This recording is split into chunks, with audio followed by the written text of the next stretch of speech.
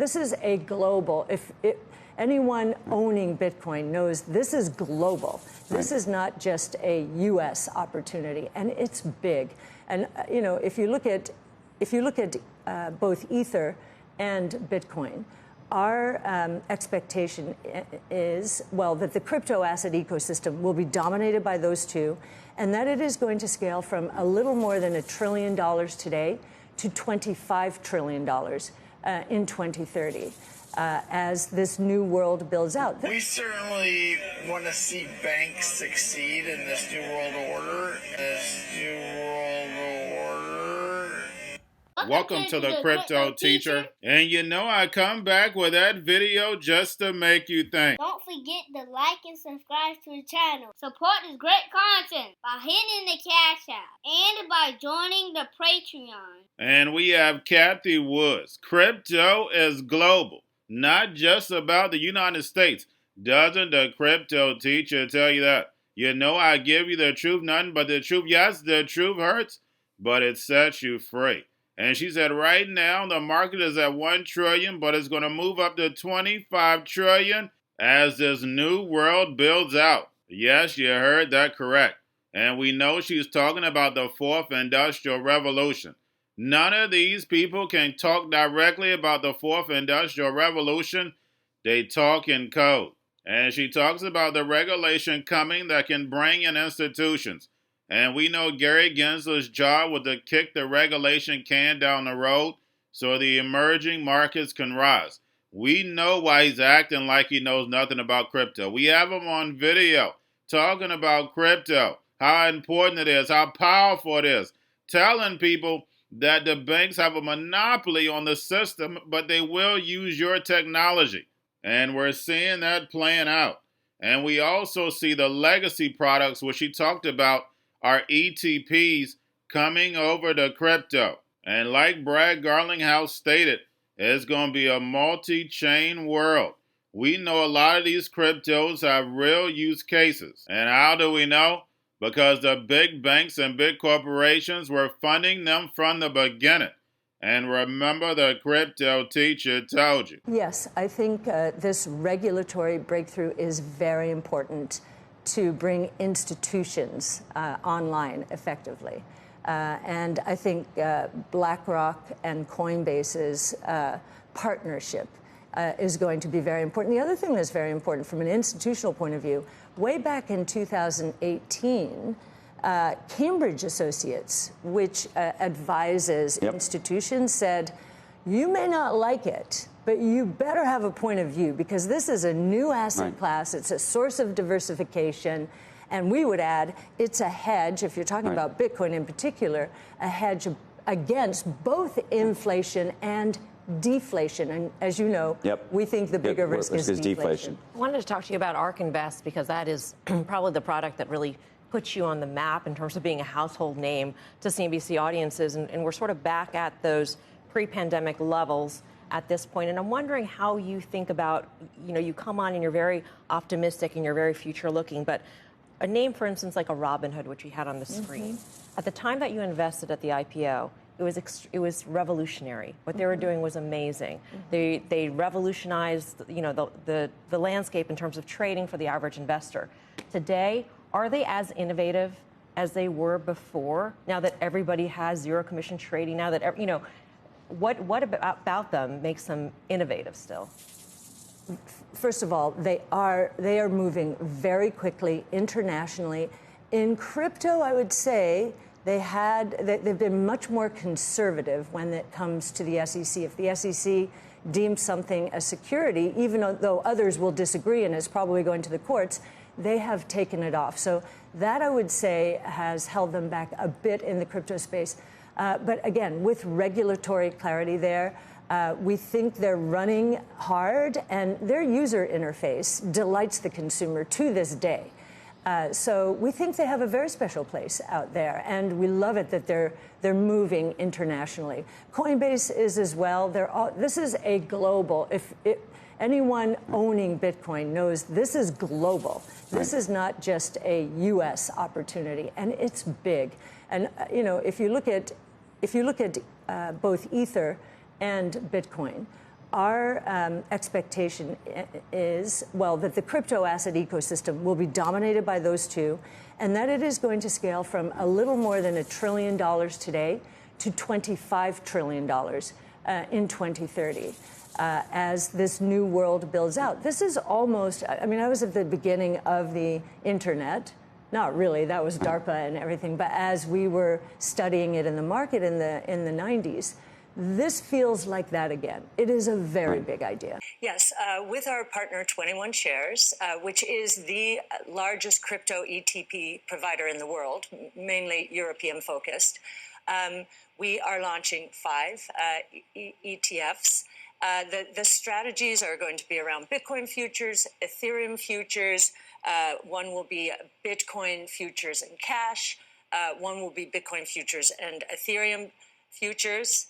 And then the last one will be broader Bitcoin and companies exposed to digital assets, equities. How much of this is a dress rehearsal in your mind for a moment in which the SEC says, okay, cat's out of the bag, you can actually issue an ETF that's directly invested in Bitcoin? Well, it certainly is a dress rehearsal. We think there's a place. I think these strategies will be more probably institutionally focused, and I think the spot coin Bitcoin ETF will be perhaps more retail focused. Is that something you want to do eventually? A spot Bitcoin? Yes. Yes. What's interesting about it is if you look at the pecking order, our filing is next in line. No, I know you're on the list. So the question. So let me ask you about that, because I think, and the question is actually at $36,000. Do you think that the move that we've seen in Bitcoin over the last, I don't know, 2 months now, how much of that is a function of sort of a pent-up demand or an anticipation that the SEC, because folks like BlackRock and Fidelity and you and others have made these applications, have the sense that it's more likely to happen now than it was a year or two ago? Yeah. And is that misguided? Is that realistic? What is that? I think what has happened, the change, is that the SEC actually asked us questions. I think asked us questions, asked BlackRock, probably has asked a lot. Whereas before, our filings were just rejected out of hand. Okay. So that is movement. That is significant. And, you know, over the years, I've gotten to know the research people at the SEC, and I'm very impressed. I was impressed by the questions they asked us, too. So what were the kinds of questions they asked? A lot of them were very technical. They're all about protecting the consumer. And, you know, of course, the showstopper, at least from Gary Gensler's point of view, is he thinks Bitcoin can be manipulated. And, you know, this is a decentralized, transparent network. You can follow all the activity online. It's highly unlikely. Well, it had to be that because he understands, Kathy. He's got enough. Not many people do. A lot of people don't have enough knowledge about how it works to make an informed decision about Bitcoin. He taught at MIT so he understands that it's not a Ponzi scheme or a Beanie Baby. Right. So there has to be something else. Well, I don't know what it is. I have wondered. There's speculation that he's interested in the Treasury Secretary position at some point. What does the Treasury Secretary do? Protecting fiat for the government? I mean, very focused on. I don't know. I don't understand it myself because he definitely understands. He understands. So there's something else. There's something else. Okay, but how much do you account for the move in Bitcoin as speculation on an ETF being approved? And is it a buy the rumor, sell the news kind of situation, or is it just a straight shot if, in fact, that were to come to be passed? I am sure there is some anticipation, and there could even be a sell on the news. But the fundamentals, we put out a Bitcoin monthly piece every month, and you can see the health of the network using our on-chain metrics. The health of the network is almost as good as it gets, and it seems like this is a bull market. Sure, we'll have puts and takes. Nothing goes straight up. But I think this flight to quality, Larry Fink used that expression. We call it flight to safety. You look at what happened during the regional bank crisis. Bitcoin went from 19,000 to nearly 30,000. as the KRE, the bank, the regional bank stock index, was imploding. If you look at the bank stock index today, it is back down close to where it was in March. So when Larry might say flight to quality, which is good, it's true, we would say flight to safety, because there's no counterparty risk in Bitcoin. Sure. The reason we have focused as much on Ether, Ethereum as we have is we think, that is the smart contract network. That is the decentralized finance network. So Bitcoin and Ether, anything beyond that? Well, there are infrastructure players. Solana is doing a really good job. I mean, if you look at Ether was faster and cheaper than Bitcoin in the day. That's how we got Ether. Solana is even faster and cost-effective than Ether. So, there are infrastructure plays. We do believe Web3, digital assets. That's a big idea, actually. Digital assets with property rights. First time ever online that we're seeing property rights. Do you think that some bears with Bitcoin have said, okay, there will be a Bitcoin 2.0 that someone comes up with? I don't know whether there's something more perfect. There were so many. Is there anything more perfect? Can there be something more perfect than Bitcoin? I think most people understand that Bitcoin is the money revolution. This is the first global. A lot of people don't understand that because they haven't read anything about it. Right, private, so no government oversight, digital, very important, rules-based monetary system in history. And Art Laffer, my professor, mentor, and friend, when we did our first paper on and took our first position in Bitcoin in 2015, when he understood what this was, he said, I've been waiting for this since they closed the gold window in 1971. And we have the House passes a bill to avert the shutdown, sends it over to the Senate. And we have Biden says he will sign it long as the Senate passes it.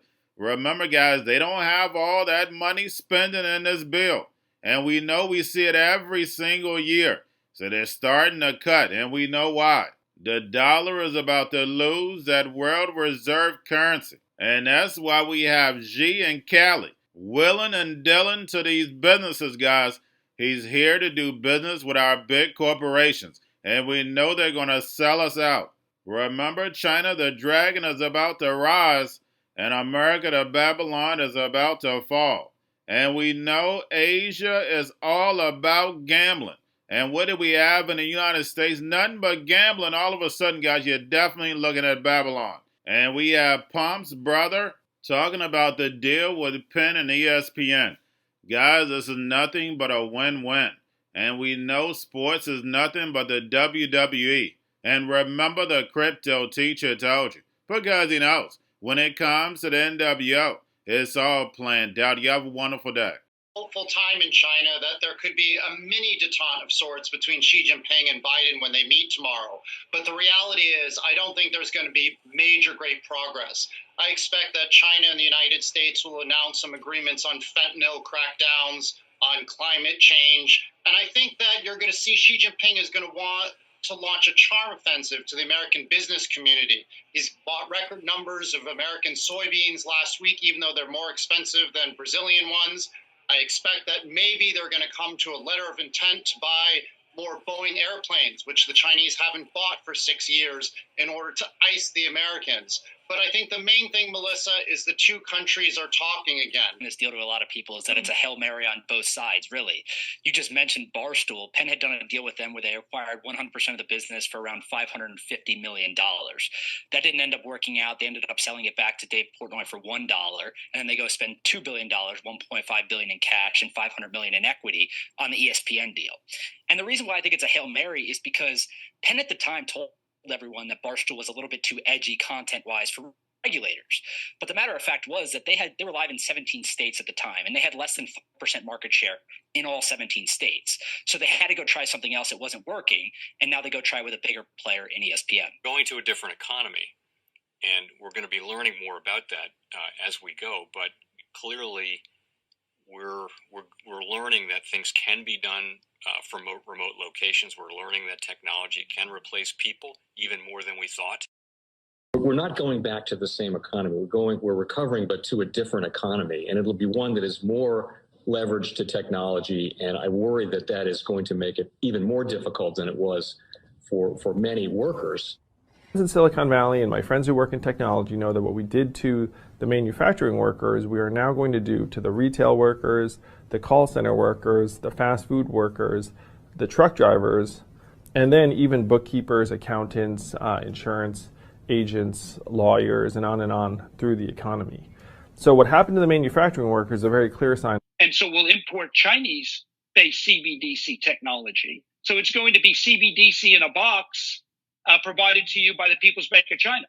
But every stock, every bond, every currency, every commodity, every piece of art, every private business, every piece of real estate will eventually be a token on a blockchain, an entry on a ledger, permanent and immutable. We will have truth instead of trust, and we will save over $7 trillion a year. 6 to 8% of global GDP is wasted by the friction of the trust industry that's necessary when you have dual entry accounting.